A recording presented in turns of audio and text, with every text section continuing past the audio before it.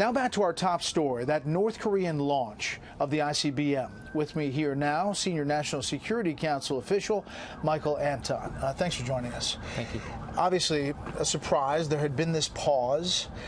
There was a hope, I think, that perhaps China was having some success there, sending an envoy to North Korea.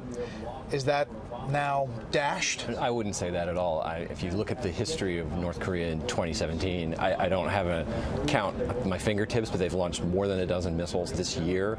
They've been consistent in their provocations. They pause sometimes. They launch fairly frequently. There's no question that not just the Chinese actions, but American actions, South Korean actions, international actions, a part of a coalition that President Trump has really led to put together, have had their effect on North Korea. It's harming its banking system. It's curtailing its imports, it's limiting its access to hard currency, and it's limiting its already very limited ability to export any commodities or products that any other country wants. So today, this was President Trump. He was pressed a couple of times. He didn't say much about the North Korean situation, but here's one thing he was asked. Does it change anything about your basic approach to dealing with it? Nothing changed. Nothing changed. We have a very serious approach, and nothing changed. We take it very seriously. Nothing changed. So if it continues, and again, today's ICBM actually traveled the farthest out of any of the tests so far, something has to change. The highest, yeah. Which would translate to traveling the farthest. Yeah. Something has to change, doesn't it? Well, we'll see how this maximum pressure campaign works. As I said, it's taking an effect. I mean, we try to analyze as best we can the economic situation inside of North Korea, and the U.S. government believes it's had a very serious effect on, as I say, curtailing the North Korean economy and really putting a strain on the regime.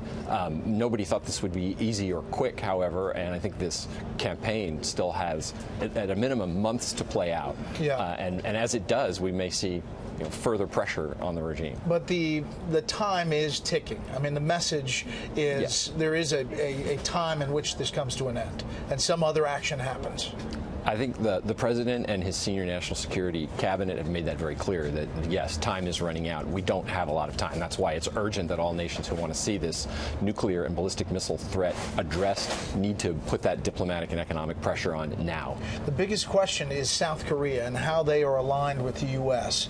There had been some pushback from South Korea and the president there, Moon, about having missile batteries, the THAAD system, in their territory, but they are facing an artillery threat immediately if there's any action by the U.S. That's true. But that artillery threat has been extant for a long time. It's interesting that you bring up the missile. That was an issue. The South Koreans were deploying what's called the THAAD system. They were getting a significant pushback from the Chinese over that system, and that was a dispute that was ultimately resolved in South Korea's favor. China has dropped its objections to the system, which is now going to be installed and deployed. It was going to be installed and deployed anyway, but at this point not over Chinese objections. And so I think that was progress. And also, you just saw the president in South Korea earlier this month, gave an extraordinary speech, had a state visit, showed the strength of the U.S.-South Korean alliance in addition to the U.S.-Japanese alliance. He was in Japan shortly before being in South Korea. It showed actually how well aligned the two countries are in facing this threat. I interviewed Prime Minister Abe and asked him about the situation. Take a listen. Is there anything short of military action that you think can be done to force North Korea to denuclearize? What we are doing now is the international community has applied pressure to North Korea so that North Korea will have to change its policy. And we would like to create a situation whereby North Korea itself would come to us and say that they will change their policy and that they would like to engage in a dialogue. Is there anything, I mean, the UN Security Council is meeting tomorrow. North Korea is already the most sanctioned country in the world. Is anything the UN Security Council can do that somehow ratchets it up further than the U.S. and the UN have already done? Well, we did pass two resolutions already this year. We're always looking at new ways to apply this pressure, whether that be through the Security Council, whether it be obviously unilaterally by the United States alone, and in multilateral combinations.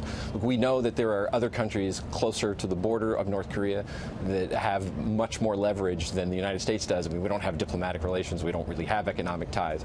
Obviously, we want all the nations of the world to do more. Ultimately, that means Russia and China at the utmost, which have the greatest amount of economic ties and leverage over North Korea. We've seen progress. The president's encouraged by the progress he's seen, especially from the Chinese government over the course of this year. I think we don't believe there's any country on earth that has exhausted all of its alternatives. So we think everybody can do more, but we're encouraged by the progress, and we're going to be pushing for more progress. But today was dangerous. Anytime they do this, it's dangerous. The program itself is dangerous, and what's especially dangerous is we believe every new test, whether it's successful or whether it's an obvious failure. Remember, several missiles this year blew up on the launch pad. We think that they learn something from every test, whether it's a success, whether it's a failure, or whether it's something in between, and we're constantly concerned and worried about it. Michael, I know it's a busy day, so thanks for coming out here. Thank you. All right.